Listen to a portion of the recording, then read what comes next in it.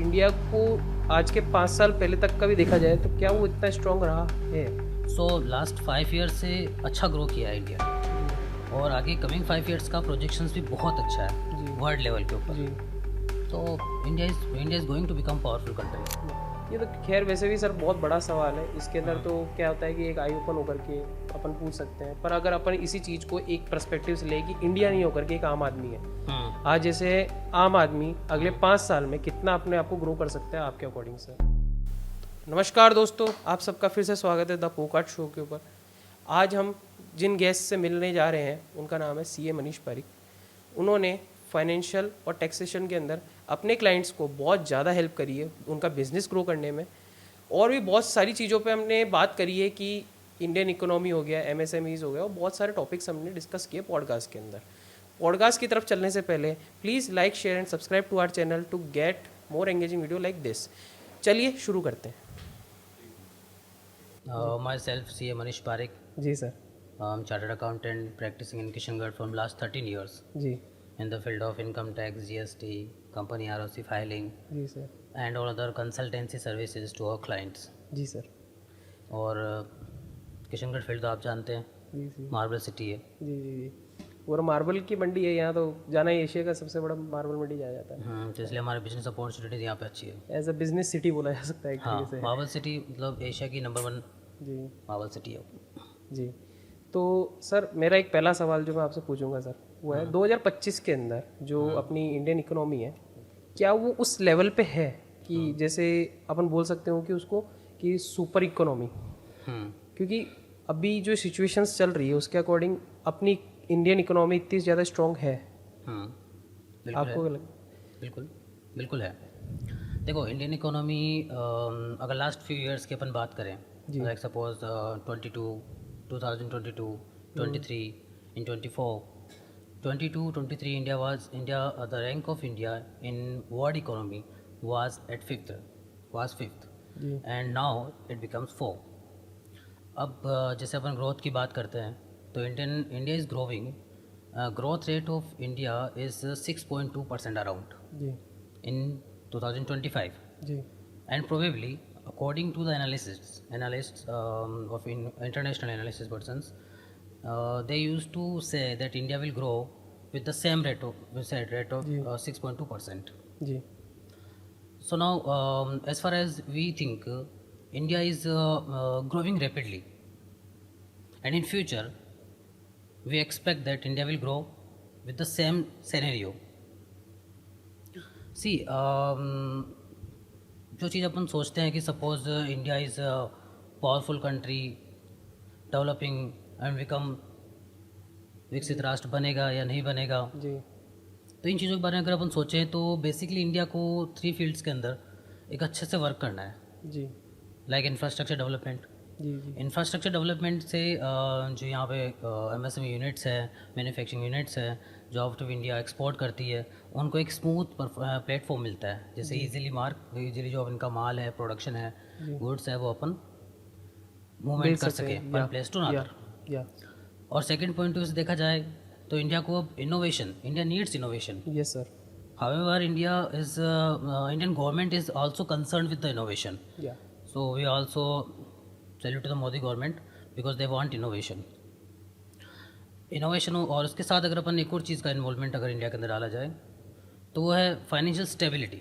एक स्टेबिलिटी अगर इंडिया के आम पर्सन को मिलती है तो वो अच्छे से ग्रो कर सकते हैं। हाँ सर, एक फिक्स स्टेबिलिटी तो सबको चाहिए होती है। सब ये देखते हैं कि आज के टाइम पे कि एक फिक्स स्टेबिलिटी उनको मिल जाए। पर कहीं ना कहीं एक रहता है ना कि सर अभी जो सिचुएशंस चेंज होती है बाय टाइम कि हर साल कुछ ना कुछ होता है। एज अपन पेंडेमिक लिया जाए या एज अ कोई भी सिचुएशन के अंदर देखा जाए, तो इंडिया को आज के 5 साल पहले तक का भी देखा जाए तो क्या वो इतना स्ट्रांग रहा है? क्योंकि इंडिया लास्ट 5 इयर्स के अंदर अच्छे से ग्रो किया है। वैसे स्ट्रॉन्ग नहीं था। जी सर। स्ट्रॉन्ग तो as we can say India is a poor country.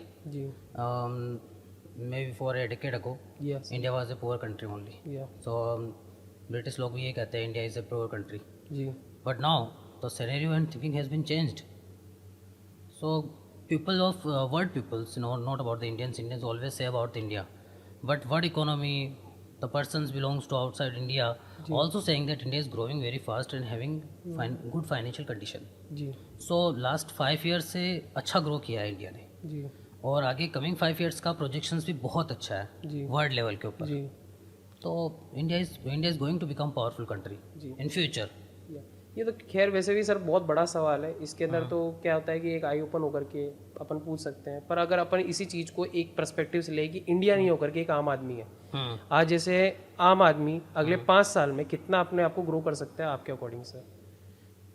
देखो बेसिकली क्या है कि आम आदमी की ग्रोथ डिपेंड तो करती है कि गवर्नमेंट की पॉलिसीज़ और नॉर्म्स वगैरह क्या रहते हैं, लेकिन आम आदमी की लिटरेसी और वो चीज़ें भी इसके ऊपर बहुत इम्पेक्ट डालती है जी. तो आम आदमी अगर ग्रो करता है इन फ्यूचर जी तो इंडिया के अंदर बहुत एम्पल ऑफ अपॉर्चुनिटीज़ है. लाइक एमएसएमई सेक्टर्स के अंदर वो कुछ भी इंडस्ट्री वगैरह का सेटअप कर सकता है जी और क्रेडिट फैसिलिटीज़ भी गवर्नमेंट की तरफ से बहुत अच्छी प्रोवाइड की गई है. जी तो आम आदमी को कुछ चैलेंजेस हैं, ये मानता हूँ मैं, जिन चैलेंजेस को फेस करना रहेगा. There are 3 challenges in front of a normal people of India. जी first is job creation. As you all know जो पॉलिटिकल पार्टीज और ये कहती रहती है कि ठीक है ये नहीं है, जॉब नहीं है, जॉब नहीं है, जॉब नहीं है. एक बहुत बड़ी कंट्री है अपनी जहाँ बहुत सारे पीपल्स है, और अगर काउंट करें सारी इंडस्ट्रीज वर्क कर रही है, इंडस्ट्रीज भी वर्क कर रही है, तो job creation is little bit challenging. जी. Secondly credit. तो फंड्स जो इजीली आम पब्लिक तक पहुंचना चाहिए जी. जिससे कि वो अच्छे से अपनी इंडस्ट्री एस्टैब्लिश कर सके, अपने बिजनेस को स्ट्रीमलाइन कर सके, और एक इंडिया को एक अच्छा प्लेटफॉर्म और चीज़ मिले जिससे कि वो आउट ऑफ इंडिया से पैसा अर्न कर सके. Right sir. तो ये आम पब्लिक के लिए केवल एक जॉब क्रिएशन, क्रेडिट और देखा जाए तो लिटिल बिट इंफ्रास्ट्रक्चर. जी सर. अगर ये फैसिलिटीज़ मिलती है, जी. हालांकि अभी India is growing fast, infrastructure बहुत अच्छे से डेवलप हो रहा है, क्रेडिट बैंक्स अच्छे से प्रोवाइड करवा रही है, ये सब चीज़ें हो रही है. जी. तो मुझे लगता है कि सब रिजोल्व होकर के आम पब्लिक बहुत अच्छे से ग्रो कर जाएगी. इंडस्ट्रीज भी रैपिडली इंक्रीज हो रही है. तो इसका मतलब फॉरेन कंपनीज तक इन्वेस्टमेंट के नाम पे ना उनको पता है कि यहाँ पर लेबर कॉस्टिंग्स उनको as compare to other countries जो है, जैसे एक होता है ना कि बांग्लादेश और इंडिया, पाकिस्तान, यहाँ लेबर्स बहुत कम चीप लेवल पे मिल जाती है उनको. तो वो भी अपनी इंडस्ट्रीज को कहीं ना कहीं ग्रो करने के लिए इंडिया में, और प्लस उनके यूजर्स भी ज़्यादा है कहीं ना कहीं.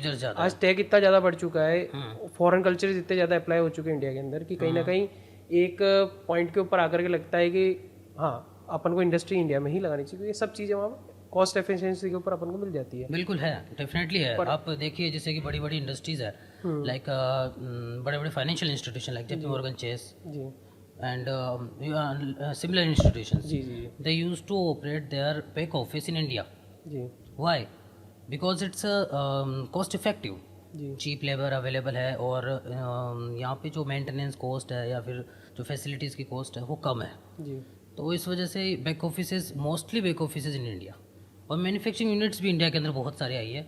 और रिसेंटली तो आपने देखा भी होगा कि ट्रम्प ने जाके बोला कि एप्पल वाले को नहीं इंडिया मत लगाओ. नहीं हाँ, वो पर बैक ऑन से ये रिस्पॉन्स आया कि no we will go for India, will set up in India. उनका बिजनेस है, उनका पॉइंट है, उनको कोई आगे ऐसे बोल नहीं सकता ना कहीं पर भी कि गवर्नमेंट ने कल तो ऐसे हो गया कि तुम्हारा पर्सनल मैटर है, कुछ भी करो. पर कंपनीज तो अपने एक माइंडसेट के ऊपर, बिजनेस थॉट्स के ऊपर काम करती है पूरा. सही है, कंपनी को जब बेनिफिट मिलेगा वो जाएगी. जी जी जी. तो ये जो कंसर्न है बेसिकली ये लेबर का यहाँ पे सस्ता होना और बाकी चीज़ों का थोड़ा सस्ता होना भी उनके लिए बहुत एक अट्रैक्टिव थिंग है. ये तो सर हो गया है कि इकोनॉमी के ऊपर बेसिस पे हो गया. अब जैसे कई बार अपन देखते हैं सर इसको कि एक इंजन होता है कि हर एक ग्रोथ के पीछे भी एक इंजन होता है, MSME भी एक इंजन ही है. और उसको ग्रो करने के लिए आज अपन किसी भी पर्सपेक्टिव से देखा जाए तो MSME में उस लेवल का ग्रोथ बताती है गवर्नमेंट, और लोग भी बताते हैं. पर क्या आपको लगता है सर कि इतना ग्रोथ है उसके अंदर अभी के टाइम पे? हाँ है. क्या वो फाइनेंशियली इतना स्टेबल है सर? वो फाइनेंशियल स्टेबिलिटी की बात की जाए तो थोड़ा सा डिफरेंट है, लेकिन अगर मैं लिटिल बिट अबाउट MSME, जी सर, पहले उसको बताता हूँ थोड़ा सा. MSME is small and medium enterprises. Yes. Government ने MSME बोर्ड बनाया है. जी सर. मिनिस्ट्री बनाई है. क्यों बनाई है? क्योंकि गवर्नमेंट को पता है it's backbone. MSME is backbone of India. क्योंकि जिस तरह से ये ग्रो करेगी तो इंडिया विल ग्रो. तो उन्होंने एक मिनिस्ट्री बैठाई है जो मिनिस्ट्री इस चीज़ को स्टडी करती है कि what are the problems in front of MSMEs. और उसके लिए गवर्नमेंट ने हमेशा इनिशिएटिव्स लिए हैं. जी सर. गवर्नमेंट जो डेटाबेस, जैसे डेटाबेस की आप बात कर रहे हैं, तो गवर्नमेंट जो डेटाबेस कलेक्ट करती है वह उद्यम रजिस्ट्रेशन से करती है. जी. मतलब इनफैक्ट आप देखेंगे, मैं जब स्टार्टिंग फेज़ के अंदर जब सीए ऑफिस ओपन किया था जी तो लोग शॉपेक्ट के शॉपेक्ट जो जी रजिस्ट्रेशन जी है ना, हाँ हाँ जी हाँ उसके अलावा शायद अदर रजिस्ट्रेशंस का शायद कुछ इतना इम्पैक्ट उनको समझ में नहीं आता था, जी जी और they in fact don't know what about the what is shop act. Shop it is compulsory obligation या that we must have, that's it. Labour department का रजिस्ट्रेशन है, उससे क्या बेनिफिट मिलना है क्या नहीं मिलना है, they are not aware of it. पर आज के सिनेरियो में देखिए, हर एक बिजनेसमैन आपको ये कह सकता है व्हाट इज उद्यम रजिस्ट्रेशन. आधार कार्ड से रजिस्टर्ड होता है. आधार कार्ड से सो थिंकिंग तो government is getting data, is collecting data. उस लेवल पे नहीं जाना पड़ा ना कि एज कम्पेयर जो नया बिजनेस चालू कर रहे हैं उनको जीएसटी फॉर्म्स रजिस्ट्रेशन उस पर नहीं जा करके डायरेक्ट उन्होंने दे दिया कि हाँ आप स्मॉल बिजनेस चालू कर रहे हो, आपने स्टार्ट किया तो आप उद्यम से भी स्टार्ट कर सकते हैं. बिल्कुल, कहीं ना कहीं गवर्नमेंट का एक सपोर्ट रहता ही है एमएसएमई के अंदर, और कहीं ना कहीं इससे एक यंग जनरेशन को भी एक एक्सपर्टीज भी मिल रही है कि उन लोगों को ये लगता है ना कि नहीं मेरे फादर ने जस्ट अभी बहुत सालों से बिजनेस कर रहे हैं, उनका एक फर्म रजिस्ट्रेशन भी है, उनकी ग्रोथ भी है, उनकी फाइल मेंटेन भी है, पर कहीं ना कहीं उनको एमएसएमई के थ्रू कहीं ना कहीं एक सपोर्ट भी मिलता है. हाँ, मिलता है जी. तो इसके अंदर अगर अपन एक छोटा सा अपना एक अपडेट लें कि सर अगले इसमें अभी नेक्स्ट उसमें कुछ अपडेट्स आ रहे हैं क्या एमएसएमई के अंदर? हाँ, अभी देखो अप्रैल 2024 अराउंड अप्रैल 2024 एमएसएमई बोर्ड ने, एमएसएमई मिनिस्ट्री ने एक नया अमेंडमेंट डाला जी सर. जो एक एमएसएमईज की ग्रोथ के लिए एक तरह से यू कैन से बैरियर था जी कि MSMEs small unit depends on the few large customers. जी So few large customers, they have their own policies and MSME have to bear that. So no other option in front of the MSMEs. जी board ने इस चीज़ को identify किया, ministry ने उसके ऊपर rules regulations follow किए और नया रूल सामने आया कि एमएसएमई यूनिट्स को 45 डेज़ के अंदर एक लार्ज बिजनेसमैन को पेमेंट करना होगा. With in 45 days if he don't pay, that amount will be clubbed in the income of that person and will be taxed according to the provisions of income tax, that is 30%, around 30%. So मुझे नहीं लगता है कोई बंदा ये इतना tax देना चाहेगा. तो एमएसएमई का जो क्रेडिट कैश फ्लो था, जो इश्यूज थे, उसको उन्होंने सॉल्व किया. जी तो government is taking initiative on regular basis.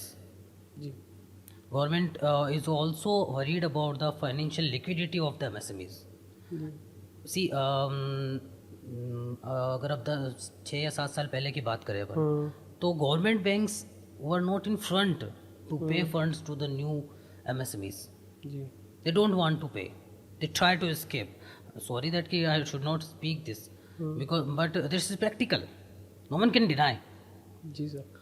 So now in these days, government has launched a scheme, central government guarantee scheme for new MSMEs. मतलब you need not to put collateral. तुम्हारे पास security नहीं है, तुम एक अच्छा innovative बढ़िया काम करना चाहते हैं, उसके बाद आपके पास अपॉर्चुनिटीज़ इसलिए नहीं है बिकॉज आपके पास सपोर्ट नहीं है, तो स्किल इज़ नॉट यूटिलाइज्ड. जी skill is bounded. Skill is you can say बंधवा मजदूर हो गई है. हाँ जी किसकी? जो इनके पास पैसा है. जी तो गवर्नमेंट जब इसको एमएसएमई सेक्टर ने, मिनिस्ट्री ने इसको आइडेंटिफाई किया, उसके बाद गवर्नमेंट ने एक अच्छा इनिशिएटिव लिया और सेंट्रल गवर्नमेंट गारंटी स्कीम डाली कि government having trust that my MSME will pay to bank. जी I have trust if the MSME will not be able to pay to the bank, I will pay. The government says that, central government says that I will pay, I have trust on my new MSMEs. So that is a मतलब एक तरह से उनको विश्वास है कि हाँ बहुत विश्वास नहीं, लोगों पे एक विश्वास होता है ना कि नहीं तुम कुछ नहीं हो पाएगा तुमसे, अगर तो कोई अगर गलती करता है तो गवर्नमेंट बैठी पीछे, गवर्नमेंट बैठी है उसको ग्रो करने के लिए, क्योंकि आज गवर्नमेंट चाहती है अगर बिजनेस मैन अगर ग्रो होगा ना कहीं ना कहीं एमएसएमई के थ्रू भी अगर वो अपना बिजनेस ग्रो करता है तो वो इंडिया को सपोर्ट करने के हिसाब से ही हो, क्योंकि एट द एंड वो टैक्स पेबल ही होगा वो बंदा. और एट द एंड जो स्किल पर्सन है वो तो सामने आ रहे हैं. जी सामने आ रहा है, उनको किसी और के लिए बंधवा मजदूर नहीं बनना है ना. या तो गवर्नमेंट चाहती है उस चीज़ के लिए कि वो आगे बढ़े, इसके लिए गवर्नमेंट इस स्कीम को लेके आई है. जी और बेसिकली ये स्कीम मतलब अगर आज देखा जाए तो इम्प्लीमेंटेशंस ग्राउंड लेवल पे 50% तो हो चुकी है जी as far as I no.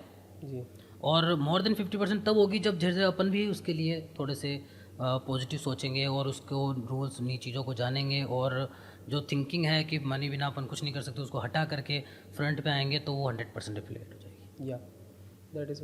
तो सर ये तो हो गया कि एक तरीके से अपन ले सकते हैं कि जो एमएसएमईज में वर्क कर रहे हैं उनके लिए ठीक है, पर उनको भी ग्रो करने के लिए कहीं ना कहीं एक कॉन्ट्रीब्यूशन रहता है सीएस का। अगर मैं एक एग्जांपल लेता हूँ सर कि जैसे मान लीजिए कोई सीए है, उनको इसमें जुड़ना है as a partner growth MSME के अंदर, तो उसका भी वो ऐसा भी कुछ प्रोसेस रहता है सर इस चीज़ का भी? एज ए पार्टनर कैसे? As a partner in business? As a business partner growth. Business partner, या CA is business partner in terms, if you say business partners means money partner, Yeah. right? But CA is all the time partner of a businessman. He's all the time. या He's getting money if businessman is earned. या If businessman don't earn, you will lose your money. तो CA हमेशा partner है उसका। मतलब आप ऐसा मत सोचिए कि उसे पार्टनर बनाया जाए। अगर वो पार्टनर बन भी जाता है तो वो एक तरह से फाइनेंशियल पार्ट हुआ, दैट इज डिफरेंट थिंग। या उसको अपन इस तरीके से नहीं कहते वो CA है, वो पार्टनर है, he is partner and random partner. पर CA का कंट्रीब्यूशन उस बिजनेस के लिए हमेशा पार्टनर की तरह है।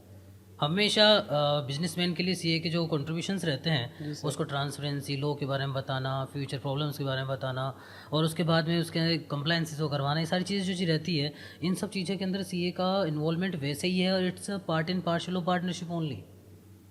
जी। So I ये don't तो think there मतलब we need any एक opportunity तरीके से to अपन become लिया जाए partner. कि अगर कोई भी बिजनेस हो, चाहे वो एक फर्म बिजनेस हो या फिर एक एमएसएमई हो, सीए सबके लिए इक्वल होता है। या डेफिनेटली। और उनको अगर कभी भी equal ऐसे नहीं ट्रीट है- नहीं करते कि नहीं तुम्हारा छोटा बिजनेस है, तुम्हारे को बाद में करूंगा या देखते हैं, उसको उस हिसाब से राय नहीं दी जाती। उनको ऐसे दी जाती है कि तुम एमएसएमई से आप ग्रो कर सकते हो अपनी मेन फर्म के ऊपर भी। तो उनको कहीं ना कहीं ग्रोथ देने के लिए एक सीए कहीं हमेशा रेडी रहता है कि हाँ नहीं ये रहता है। This called dedication. जी, डेडिकेशन। अब देखो ह्यूमन नेचर है, मैं नहीं कह सकता कि हर CA उसमें उस चीज़ की तरह उसी तरह से फॉलो करे, but as a CA ethics के अकॉर्डिंग। अकॉर्डिंग टू एथिक्स जी। और according to your own ethics also, या जो पर्सन तो सेम है ना, ह्यूमन बींग है, या तो ह्यूमन बींग तो अपने को इक्वलिटी रखनी चाहिए। जी। ये बात है। ये तो हो गया सर कि सीए बनता है तो उसके पहले तक जो रह भी रहता है ना कि माइंडसेट के अंदर कि नहीं मैं बिजनेस को हर एक को ग्रो करूंगा। पर सर जैसे बहुत लोगों को, हमारे व्यूअर्स को भी कंफ्यूजन रहता है कि क्रेडिट्स और क्रेडिट के अंदर जो बहुत बड़ा कंफ्यूजन आज भी चल रहा है लोगों के माइंड में, वो कैसे रिजॉल्व कराया जाए, आप बताएंगे सर आज? कि बहुत सारे लोगों को मतलब एक होता है ना कि क्रेडिट और क्रेडिट सिस्टम समझ में नहीं आता कि वो वर्क कैसे करता है। क्रेडिट, ये CA क्रेडिट। जी, सीए क्रेडिट और क्रेडिट का। हाँ, CA क्रेडिट तो it's about study of modules provided by the ICSE institutes. Like हम जो पढ़ते हैं, CA की डिग्री लेते हैं, उन चीज़ों को लेते हैं, तो as per my opinion it's module only. और क्रेडिट्स प्रैक्टिकल एक्सपीरियंस से आता है चीज़ों का, तो इसमें कोई कन्फ्यूजन तो है नहीं। One and the same thing, part and parcel of working. नहीं, पर कई बार बोलते हैं ना लोग कि नहीं क्रेडिट में भी प्रॉब्लम आती है, क्रेडिट्स में भी प्रॉब्लम आती है, उन लोगों को समझने में प्रॉब्लम आती है कई बार इनको। नहीं नहीं नहीं नहीं नहीं, ऐसा नहीं है। एक कहावत है ना, तो अर्जुन वाली बात याद है, मतलब चिड़िया की आंख दिख रही है मुझे, उसे टारगेट करना है मुझे, जी जी तो फिर उसके लिए तो कोई प्रॉब्लम है ही नहीं, तो उसे CA बनना है तो बन जाएगा वो। जी। तो क्रेडिट मीन्स मॉड्यूल्स की स्टडी करना, लॉज रेगुलेशंस को डिटेल में जानना करना, ये तो एक तरह से स्टडी का पार्ट है, स्टडी का पार्ट है। और क्रेडिट्स जो आप है ना अर्न करते हैं by practical experience, by training, during the training, तो वो है।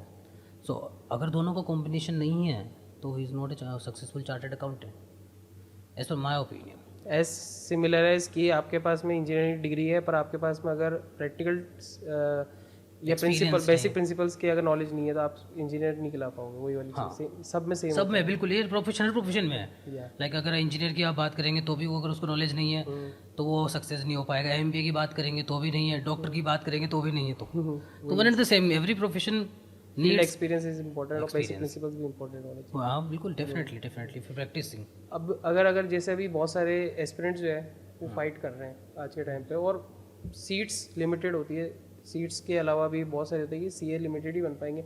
ऐसा तो नहीं है कि सबको ही पास कर देंगे। Same as the NET, same as the JEE, जो भी एग्ज़ाम रहते हैं सबके लिए सेम रहता है। पर उनकी प्रिपरेशंस में उनको हम कैसे हेल्प आउट कर सकते हैं, या उनको क्या चीज़ें इंपॉर्टेंट माइंडसेट में रखनी चाहिए while preparing a CA aspirant? Dedication जी, and be prepared for lifelong learning, and detailed study of everything. जी And also I say we should more prefer practical experience, practical thinking. We should go for that also. So tough job नहीं है. CA is CA is lifeline of a financial body. तो अगर वो चीज़ बनना है तो आपके अंदर वो चीज़ होनी चाहिए. स्टडी कर करके वो चीज़ को आपको लेना ही होगा. तो ऐसे जो हार्ड एंड फास्ट नहीं है. लोग स्टडी भी करते हैं, फर्स्ट अटेम्प्ट में पास आउट होते हैं. मैं खुद फर्स्ट अटेम्प्ट पास आउट, तो सारे होते भी हैं. तो उसमें तो कोई बड़ी बात नहीं है कि अगर आप फोकस नहीं करेंगे, if you are diverting your mind, because you are going to handle financial life line of a country in future. हाँ, एक सीए का साइन जो होता है वो सबसे बड़ा इंपॉर्टेंट होता है, वैल्यूएबल, क्योंकि वो पास हो रही है उस चीज़ के उसके बेसिस के ऊपर सब चीज़ें चल रही है कि हाँ अगर सीए ने कहा है हो सकता है. बिल्कुल. आज फाइनेंशियल बैंक्स, इंस्टीट्यूशंस, ये सब डिपेंड एक बार सिग्नेचर के ऊपर ये थोड़ी देखते हैं उस चीज़ को लेकर यार सीए ने गलत किया, सही किया. चीज़ के ऊपर साइंड है, मतलब कंफर्म्ड है. या तो उसके लिए अब तू किसी चीज़ को, एक चीज़ अगर अपने को पानी की, या मैं तो इसको पहाड़ी पे चढ़ना है, ठीक है, और एक वो सोचे कि माउंट एवरेस्ट पे चढ़ना है जी, तो if you thinking for Mount Everest then you have to prepare for that only. और अब पहाड़ी पे चढ़ना है तो पहाड़ी के अकॉर्डिंग प्रिपेयर कर लो. तो अगर आपका मोटिव अच्छा है ना, तो मुझे नहीं लगता कि ये कुछ हर्डल्स है. ये तो है ही सर. ये तो बहुत मतलब चीज़ होती है ना कि एक इंस्पायरिंग वाली चीज़ होती है कि आप एक बार सीए बन जाते हो, उसके बाद में होते हैं कुछ लोग कि उसको उस चीज़ को भूल जाते हैं कि उन्होंने कितना स्ट्रगल किया था. पर आपने तो सर अभी जैसे बताया कि आपने फर्स्ट अटैम्प्ट में किया क्योंकि आपके पास डेडिकेशन था सर, ये कहीं ना कहीं. और इसी को चलते हुए सर अब इंडियन इकोनॉमी पे मेरा एक सवाल था सर कि सर जब बहुत बेसिक चीज़ें होती है ITR, बहुत लोग ITR जब भरते हैं तो भरते टाइम कुछ ऐसी गलतियां कर देते हैं जो कि होनी नहीं चाहिए या बाय चांस हो जाती है. तो उन गलतियों को वो कैसे याद रखे कि नहीं, बेसिक चीज़ें तो वो उनसे नहीं होनी चाहिए गलतियां कभी भी. अभी कुछ उनके लिए प्रो टिप्स देंगे सर आप? हाँ बिल्कुल. बेसिक गलतियाँ देखो, ऐसा है कि बी ऑनेस्ट. अगर आप सब कुछ डिस्क्लोज करते हैं, प्रॉपर वे में करते हैं, तो मुझे नहीं लगता कुछ गलत है. और बेसिकली जो आजकल क्या कि देखो, technology is growing, so banking transactions everything, so that should be disclosed in proper manner जी. और ITR भरने के टाइम पे इनकम का सिंप्लीफिकेशंस तो मतलब इजीली गवर्नमेंट ने बहुत इजी फॉर्म्स बनाए हैं. एक नॉर्मल आदमी अगर उसको थोड़ा स्टडी करे तो उसे कर सकता है. बाकी CA प्रोफेशंस तो है ही, उनको वो अप्रोच कर सकता है. ये चीज़ है. अब जैसे कि अभी बताया था मैंने आपको कि लाइक हाँ, I want to correct last one. I completed my CA by before the completion of my industrial training, so that was the correct sentence. हाँ, my training was not it completed, then I cleared it. एक middle class के perspective से देखा जाए sir, तो income tax के अंदर जब भी कोई कंप्लीशन होता है तो वो कितना सिंप्लीफाई करा जा सकता है या करा गया है अभी तक किसी के लिए भी? देखो, जब भी गवर्नमेंट अगर चीज़ कोई वर्किंग करती है तो गवर्नमेंट ये सोचती है कि मेरी पब्लिक उसको कैसे, क्योंकि government want the true declaration जी, नथिंग एल्स. और उसे जितना सिंप्लीफाई किया जाएगा उतना अच्छा होगा जी. तो जब इनकम टैक्स डिपार्टमेंट आज ऑटोमेशन को भी फॉलो कर रहा है, AI सिस्टम को भी इम्प्लीमेंट कर रहा है और समय समय पे अपने फॉर्म्स को चेंज करता है जी, जिससे कि एक नॉर्मल पर्सन, जैसे ITR 1 हो गया, salaried person, see around more than 90% salaried person use to file the return online by himself और हरसेल्फ. तो वो चीज़ है. तो इसका मतलब सिंप्लीफिकेशन है. बिजनेसमैन के लिए थोड़ा सा actually they are not literate, तो उस टाइम पे उनको दे नीड प्रोफेशनल सजेशन और guidance, because a lot of laws are should have been followed, like GST, income tax, these all.